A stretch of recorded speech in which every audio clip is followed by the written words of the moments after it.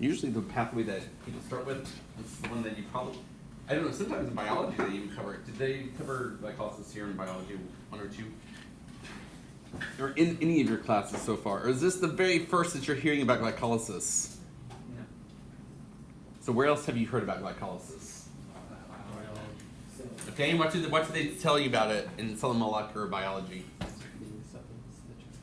It's what? Part of cell respiration. It's part of cellular respiration. Okay. What?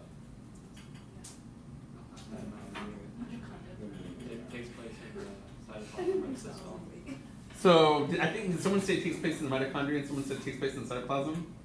Is that outside of No, outside of the Okay. All right. So, but where does the stuff need to?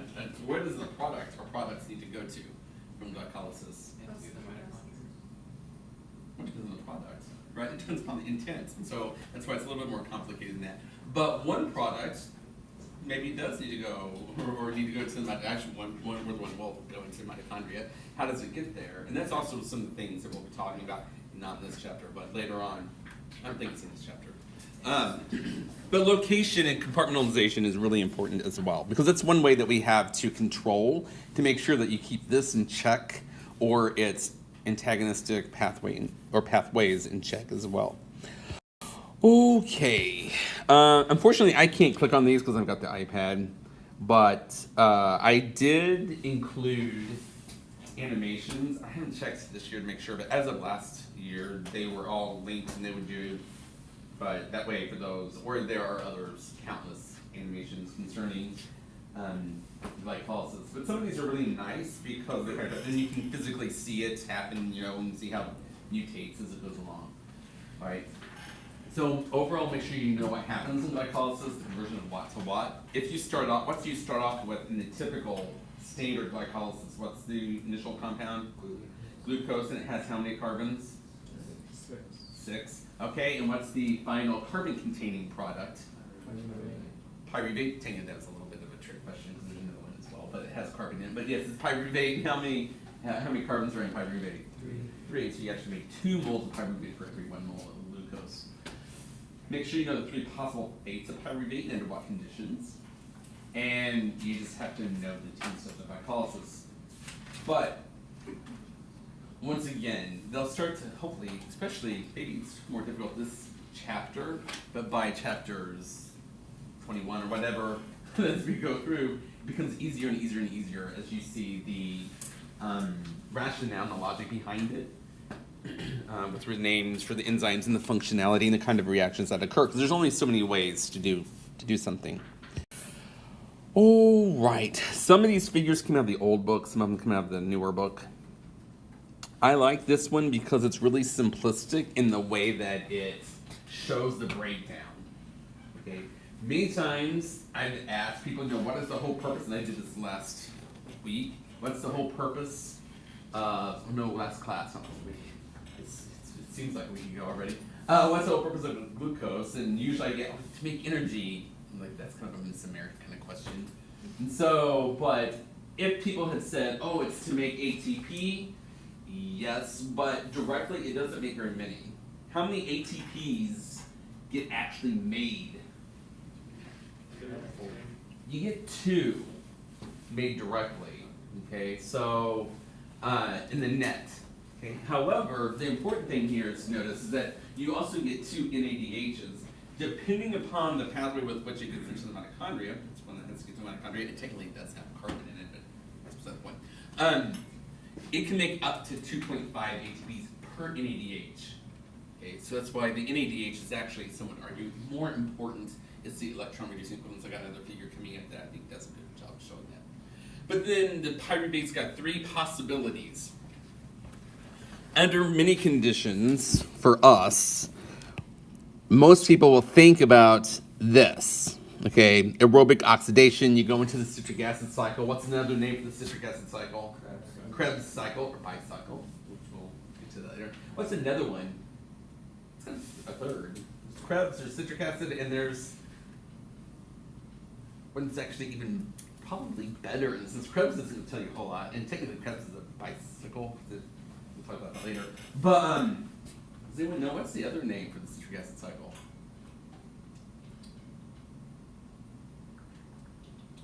It's called the TCA cycle. TCA stands for tricarboxylic acid cycle, because, and it'll make sense once we see that, because multiple metabolites in there has 3 carboxylic acids in it, so that's why it's also called the TCA cycle.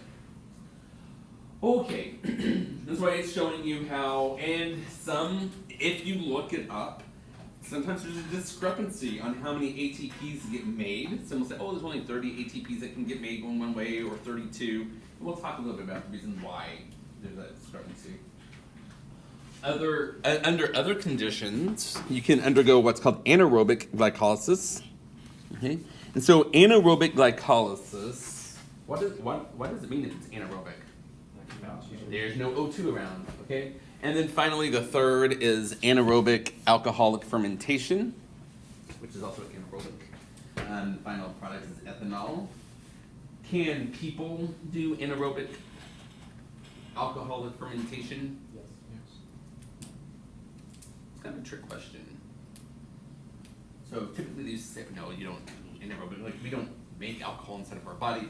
However, there's a case, in fact, whenever I did the website, I had this one case study. It was this guy that didn't drink alcohol or anything at all, and they couldn't figure out, his doctors were trying to tell him that he's an alcoholic, and he was like, I can't remember if he was a Baptist minister or Sunday school teacher or whatever, because one of the episodes actually happened in church. And come to find out was that he had such a huge yeast infection internally that the yeast were under anaerobic conditions, and yeast was producing alcohol. So, but yeah, typically things like yeast will do this, and microbial growth will do it. But we typically don't. Okay, in that sense. But so that's why, yes, asterisk. You know, it's not like our liver is, necessarily making alcohol. Okay. All right.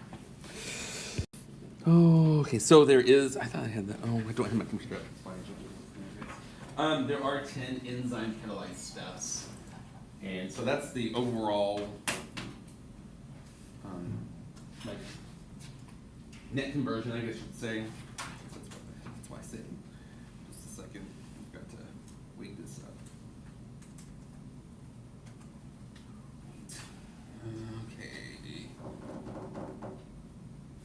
Okay. These are another way of looking at the 3 fates of pyruvate, just in a different way, no cartoons, and it does show you, the facts. And what I like about this one is the fact that for us, the anaerobic condition specifically, it's stated, the contracting muscle. It's because you're working out so quickly that your oxygen doesn't have enough time to replenish the muscle that's contracting, and so you feel the burning, and literally it's because lactic acid is an acid. It's given off, and it does affect the pH, and so that's how you get under anaerobic conditions. It's not like you're sticking your head in a plastic bag. Please do not stick your head in a plastic bag. Oop, I don't have the picture that I thought I had coming up. All right. Which is a shame. Give you a moment to get caught up here while I.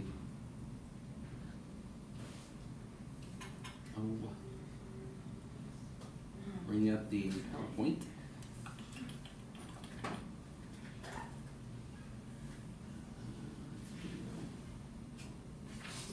There we go.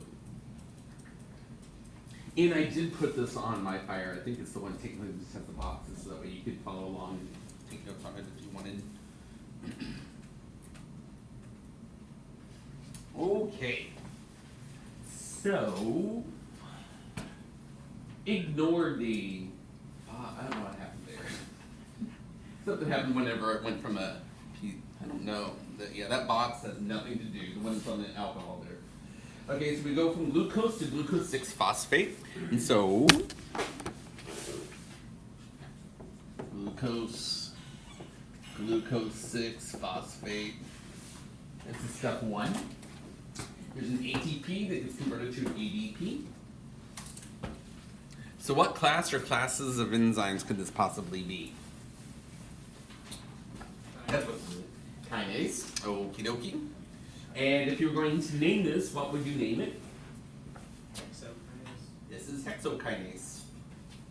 So that's what step 1 is. And then if you wanted to, you can even write it here, hexokinase. What we'll find out later is there's more than one technically isoform for hexokinase. If you hit the glucose kinase or glucokinase, for the quiz this upcoming, I probably would give you credit for it. By next chapter I think it is. And maybe later this chapter, like I said, 14 and 15 really are the same. Well, not the same thing, but they go hand in hand. You're going to find out that glucose kinase or glucokinase is a specific isoform, and it's tissue specific, and so that's why technically it's a little different. And you're going to know about the difference between those later on, either this chapter or next chapter. Okay. What else? There's a cofactor that's required here. There's something else that's absolutely required for this reaction to occur. Does anyone know what that is? This is hexokinase. So, what that box is covering up, it looks something like this. So there's hexokinase, but there's something at the top. What is missing? What would be a good hypothesis or a good guess that's missing? Yeah? PI. Oh, inorganic phosphate? No, not in this instance. Many times that would be a good one, but here what would be the P is actually attached. That's the 6-phosphate. But what else is there? Is it water? No. There's something that's a cofactor that's required for this to occur. I told you that any time that you see ATP and stuff, you need to remember this is probably important. It's magnesium. Okay. And once again, that's a really, really good guess. If you ever just need to know, if you're like, okay, I know there's a cofactor, I see this ATP and there's phosphates, just write down magnesium. Okay, so. Right. And so this is. What's another observation that you can make here? There's no backwards arrow. There's no backwards arrow.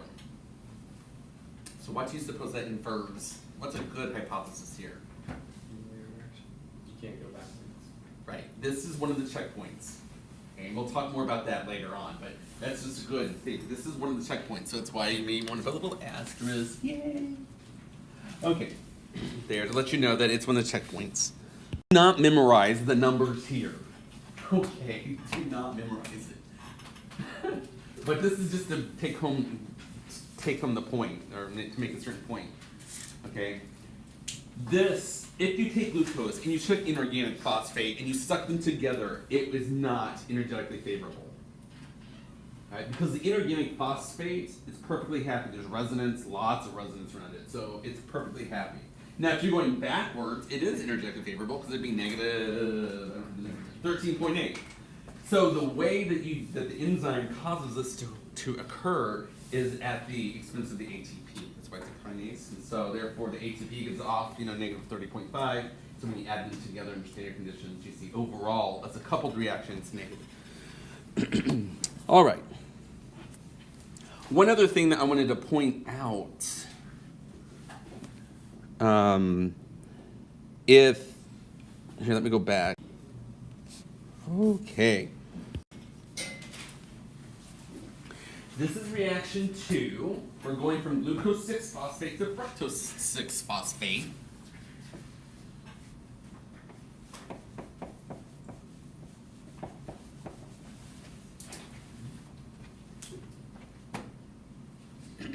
So, what class or classes of enzymes could this be?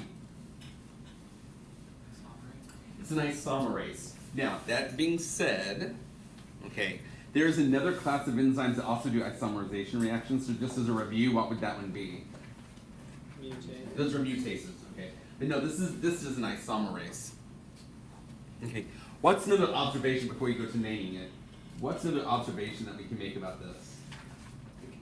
It does. It goes frontwards and backwards. So its substrate can be both glucose 6-phosphate or fructose 6-phosphate. Okay. So now let's start putting the pieces together. If we were going to name this, what could we name it? What's a possible name for this isomerase? Oh, glucose 6 isomerase. Okay, that makes sense. What else could it possibly be named? Someone said it, I think. Fructose 6 phosphate isomerase. That's also quite possible. What else could possibly be named? What do these have in common? Fructose and glucose 6 phosphate, besides the 6 phosphate. They have a phosphate, and what else? What other kind of carbon? What other kind of compound are they? They're sugars, and in particular, they are hexoses. And so this is, I do accept phosphoglucose isomerase because some books will still call it that, but a lot of them will say phosphohexose because it accepts either. Does that make sense? You know, 6 carbon-containing sugars, it has a phosphate, and it's isomerase. It goes frontwards and backwards. It's taking the mutation. Not mutation, taking the isomerization of it.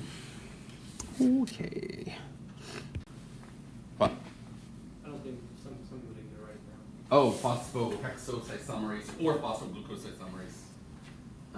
I will write this part down now.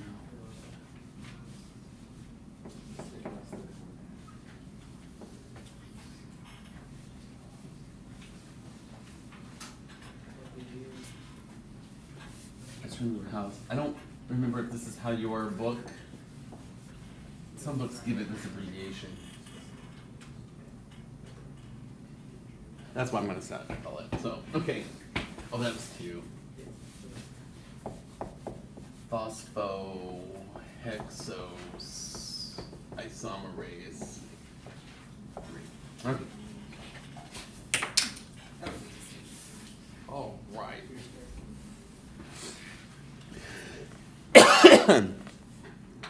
Right.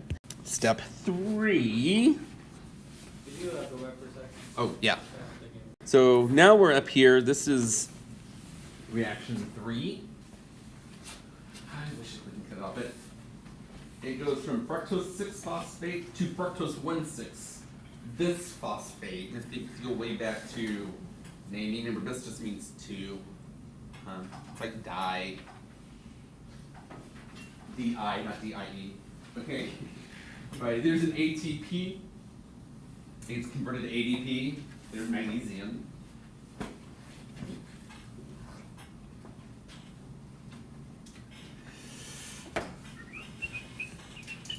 Everybody normally get caught up so far. Now, if you notice, there are abbreviations sometimes that get used. I don't remember if your textbook uses this kind of abbreviation policy, but hopefully it makes sense. Fructose, FRC, 1,6-BP or BP with a circle to show bisphosphate, fructose 6-phosphate, glucose 6-phosphate, glucose, that kind of thing. Just because it does get onerous to start writing some of these out over and over and over again. Okay. What class or classes of enzymes could this be? A what? It's a kinase. See? That's why I told you. It'll make sense. Like on quizzes or something, I can put different boxes over things and then ask you, one box could be just like this, or I could put a box here instead and say, what's the name of this? I don't have to give you the name to begin with, or something like that, or I've given you the enzyme name and made hopefully made it fairly obvious and stuff. But no, this is a kinase. That would be like its last name. By the way, this is one of my favorite named enzymes. I don't know why. It also has a nickname, which most people remember nicknames better. But so, if you were going to name this one, what would you name it? Is this PFK? This is PFK. That would give you most of the points. Because what is PFK? Because if you're going to name it, the K stands for kinase. Really, really close. It's called phosphofructokinase. To me, sounds really, I don't know, like a good old southern name, phosphofructokinase. It also reminds me of the old Dukes of Hazzard when they had phosphopico train. I don't know why. But phosphofructokinase 1. Okay, so I stress the 1 because that is important later on. At this point in time, that's why I say it's worth most of the things. But they call it PFK1. And so that's what I'm going to call it right here. The one is important because if there's phosphofructokinase 1, what do you suppose there is also? A 2. And there's a good difference between them that we find out later on about. But yeah, this is phosphofructokinase 1. Anything else that we can state here? I mean, another observation besides the fact that it had magnesium. It's checkpoint number 2. Does anyone remember what I said in the beginning? How many checkpoints does glycolysis have? 3. Well, we've done 2 of them. Also, I want to point out so far, how many carbons does fructose 1,6-bisphosphate have in it? How many carbons are there? 6. See, 1 and 6. Okay. And if you're really astute, please note that fructose 1,6-bisphosphate is what I'm looking for. Like, I've had people, like, how do you know which one's 1 and which one's 6? It's based off of the original numbering. See, because the what's that called? The order of priority would be identical on this one. If you start off with this one, that's where the 1 and the 6 came from. 1 and the 6 came from. That's from the original numbering. Okay. All right. So a little bit more information about TFK1. It's a key regulatory enzyme, not well, for all of the glucose metabolism, by the way. It is allosteric, and if you notice, it's a tetramer, and it can be a whole host of different combinations. The M stands for the unit, the kind that was more associated with muscles, and the L is more associated with the liver. But you don't have to have all or none. That's why you can have an ML3 where you have 3 of the liver type and 1 of the muscle type that all comes together. Okay. Why? This is where it's really important. Why does it make sense that ATP will inhibit this? Because if you have a lot of ATP, you don't need to make more. Exactly. ATP is a feedback inhibitor. It's called feedback inhibition, and ATP, okay, will affect it. This one also, fructose 1,6-bisphosphate, is an allosteric effector. Whereas if this starts to back up, then you don't need to make any more. Okay, so it has its own product inhibition.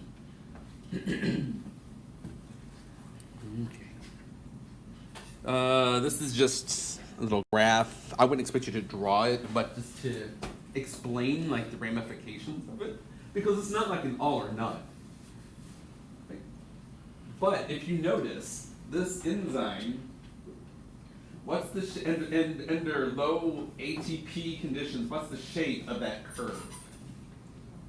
It's more hyperbolic, whereas under high ATP it becomes more sigmoidal. Okay, which one indicates more allosteric? Sigmoidal or hyperbolic? Sigmoidal. So that makes sense that if there's already a lot of ATP around, you have to get a lot of the substrate in order for the reaction to occur. Okay? Otherwise, it's less likely to occur. Whereas if there's very low ATP around, then it's not. You don't have to worry about that. It's going to get turned on. Okay. Now we're to step 4.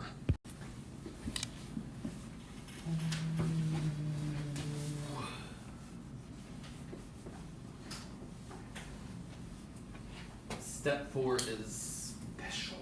Well, they're all special in God's eyes. Faith integration. Okay. This enzyme goes from fructose 1,6-bisphosphate to dihydroxyacetone phosphate and D-glyceraldehyde 3-phosphate. That's a mouthful. Okay, so we have dihydroxyacetone phosphate. Also has a nickname. Does anyone know what its nickname is? I like it. It's very hip-hoppity. I know I'm going to really embarrass my son as he gets older when I say stuff like that. It's hip-hoppity. You know, in the 70s we didn't have hip-hop. So, but what is does anyone know what dihydroxyacetone phosphate is also called? DHAP. DHAP. Du Bois in the house. Yeah, that kind of thing. It's DHAP. We're going to see DHAP in the future, okay? So many times, this is our first metabolic pathway. Many times you're going to find connection points, just like if you How many people's gone to like Paris? Has anyone been to Paris or New York City and ridden the subway?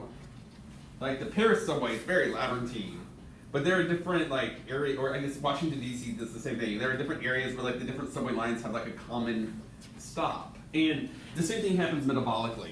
And so we're gonna see DHAP, and just like you see, what does glyceraldehyde 3-phosphate look an awful lot like name-wise even? What does it sound like? Glyceraldehyde 3-phosphate.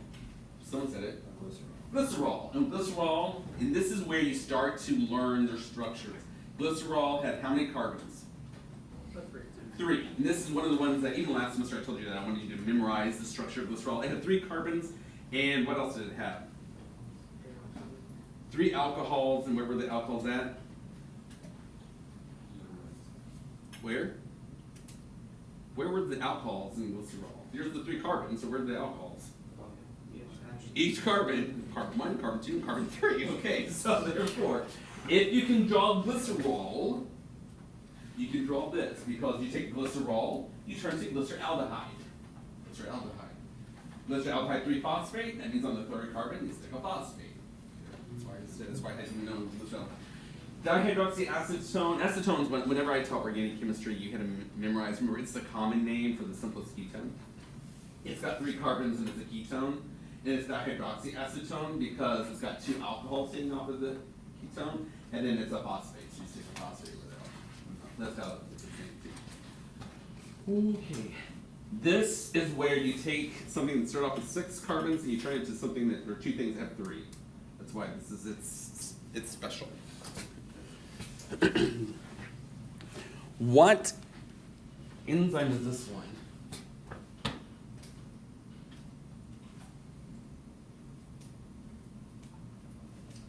What type of compounds are we making over here?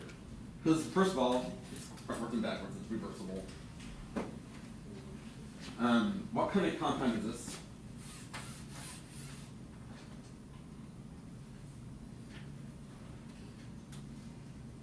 From organic chemistry, what functional group compound is this? It's a ketone, okay, and it also has an alcohol and a phosphate, which we didn't cover phosphates in organic chemistry most likely. Whereas what kind of alcohol? It is that alcohol. What kind? It's a what? Aldol. It's an aldol, because it's an aldehyde with an alcohol next to it. So what enzyme do you suppose this one is?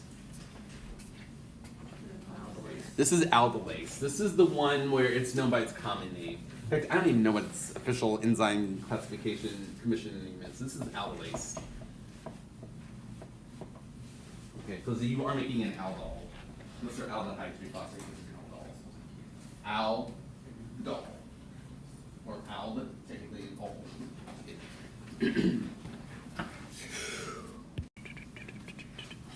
What's the official name? I just told you I don't know. I don't even know what the official name is. So I would have to look up the enzyme commission name on that one, but I don't know what that is. Okay.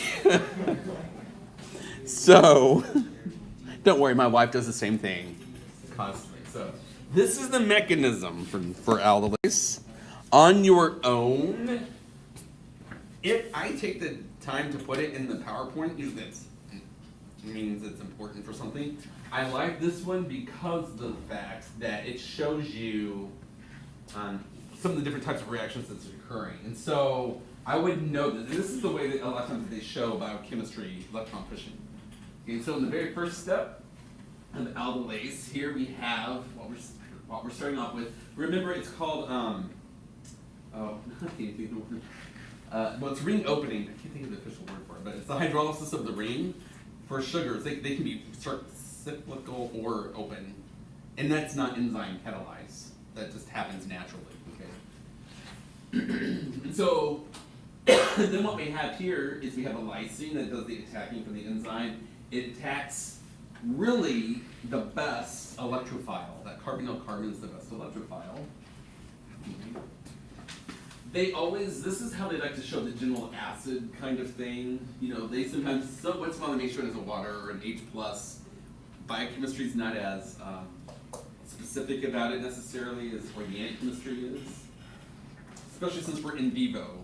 In vivo in the living cell, there's water all over the place, so there you A lot of times it won't even necessarily show it.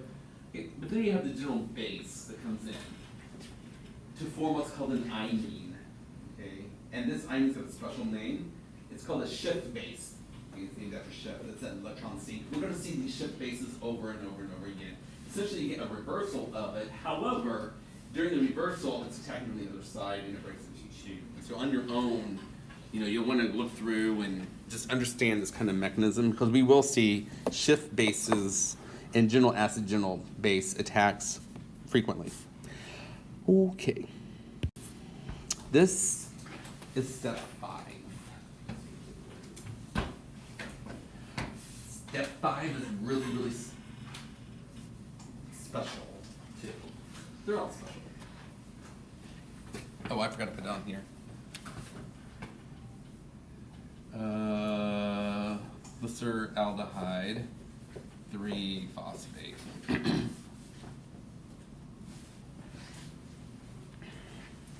Step 5, we have DHAP and glyceraldehyde 3-phosphate.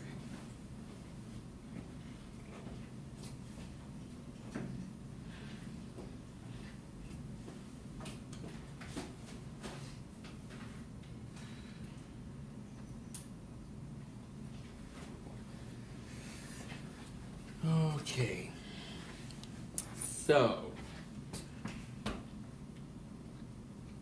what's going on here? Who wants to take it?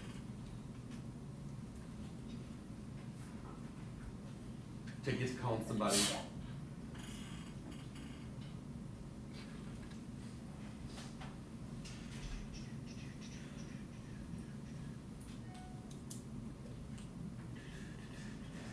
What's going on here?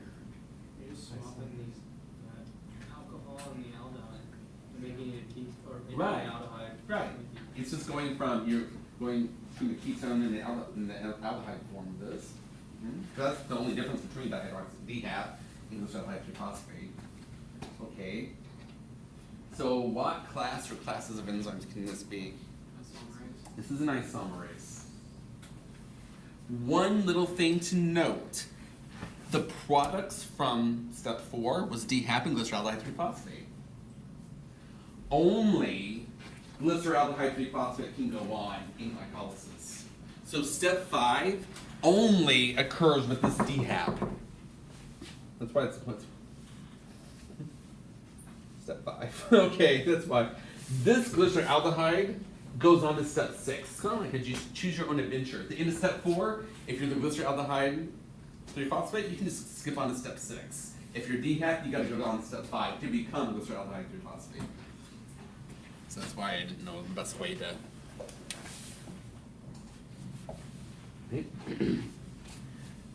So it's an isomerase. So if you want to name this one, what could you possibly name it? What's a possible name for this isomerase? That would make sense. What's one name? That'll be vegetable. Triose phosphate isomerase. This is triose phosphate isomerase. I'm kind of hoping someone would say, oh, it's DHAP isomerase. And someone would say, glyceraldehyde 3-phosphate. And then I could say, yes, that's triose phosphate, because the front was backwards. But yes, it's triose phosphate isomerase.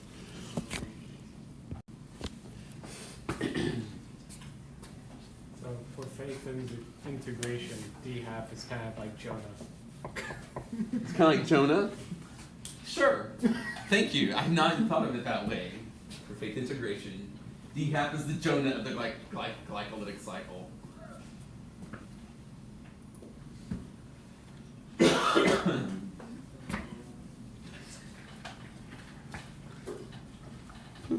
Okay.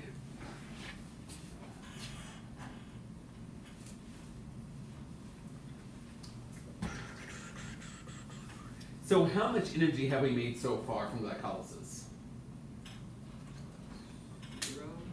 0. In fact, we have used up energy. We've used up 2 ATP. So this is the faith integration. This is economics integration. In order to make money, you have to have money. That kind of thing. It takes money to make money. Yeah. So we used up 2 ATPs. We made nothing. We had nothing to show for it. We're down on our luck. Glyceraldehyde 3-phosphate. So next up comes step 6. So step 6, I don't want to be like certain professors and write all the way down to the floor. So step 6, I'm going to go this way. Step 6, we have glyceraldehyde 3-phosphate. It either came from step 4 or step 5. Okay. We have NAD+. We have, what's this commonly called? Inorganic phosphate, which a lot of times is just abbreviated as PI. And it goes on to make 1,3-bisphosphoglycerate. I'll explain that little logic behind that in just a moment. And NADH plus a proton. Please note, it always, the pairs, NAD plus goes to NADH plus and H plus. You want all of a sudden go from NAD plus to FAD, something like that. Okay, and it always has that proton. Okay.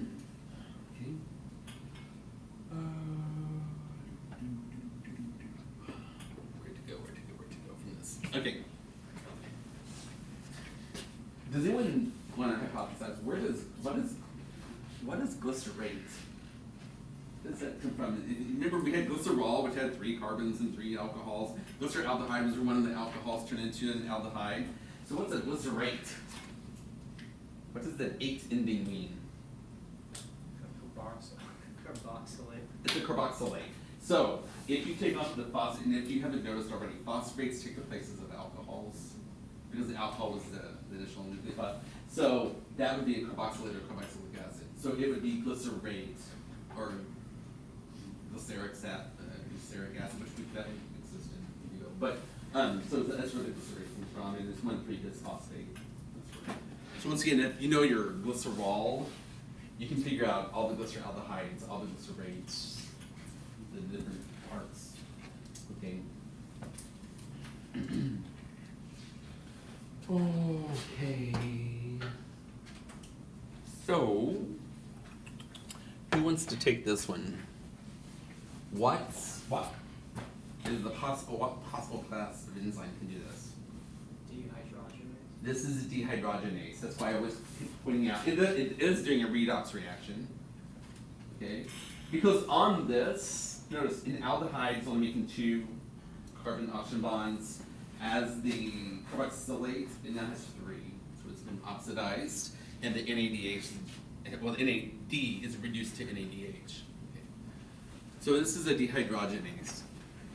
So if you're going to name this reaction specifically, name this enzyme specifically, what would you name it? I'm going to abbreviate dehydrogenase, so I don't have much room. It's DHase, dehydrogenase.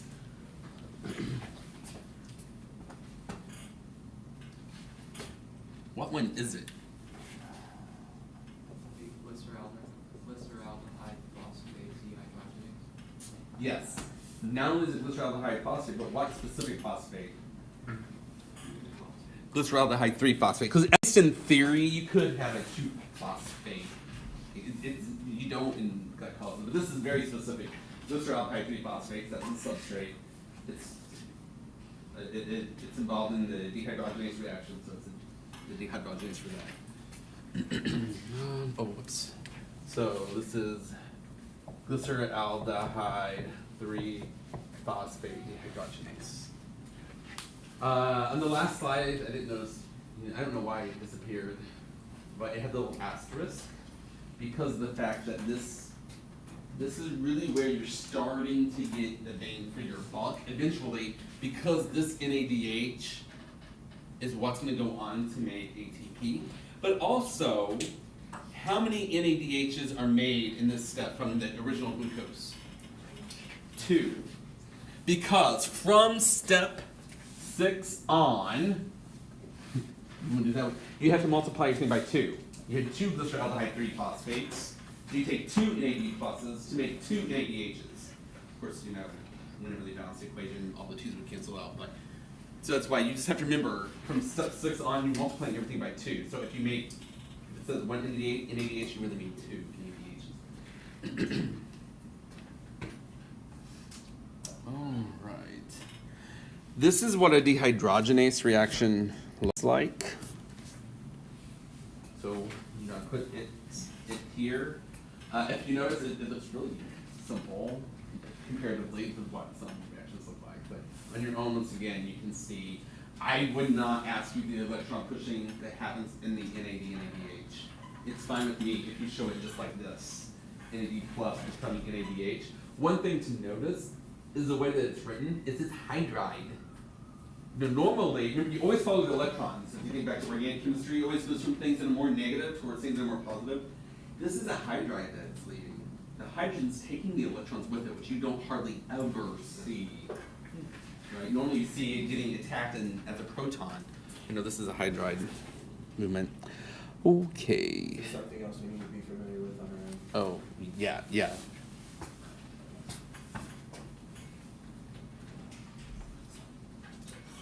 Okay.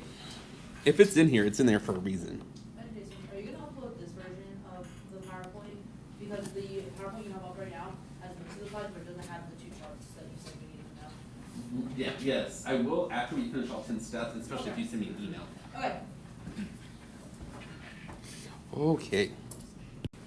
This is step 7. We have 1,3-DPG. We had 2,3-DPG in the past. I mean, this is 1,3-DPG or 1,3-bisphosphoglycerate. Which I didn't even write that down. 1,3-DPG. Becomes 3-phosphoglycerate. An ADP is turned into an ATP. So what class or classes of enzymes could this be?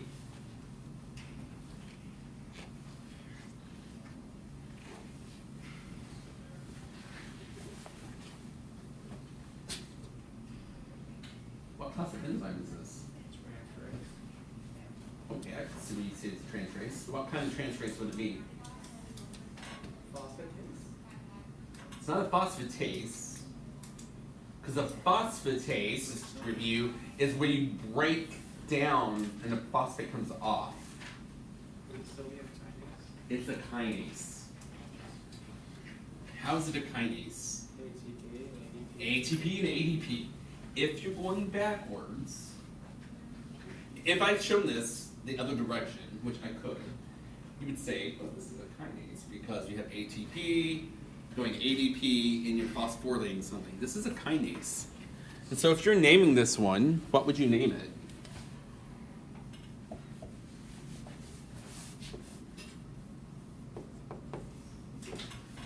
What would you name this one?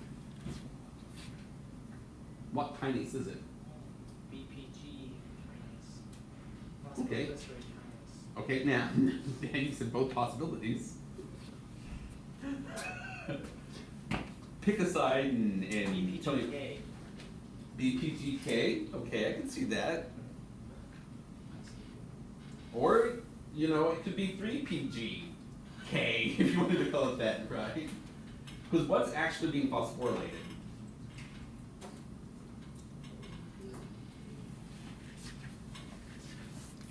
The 3-phosphoglycerate, but this one technically is phosphoglycerate kinase. So, and once again, it takes magnesium.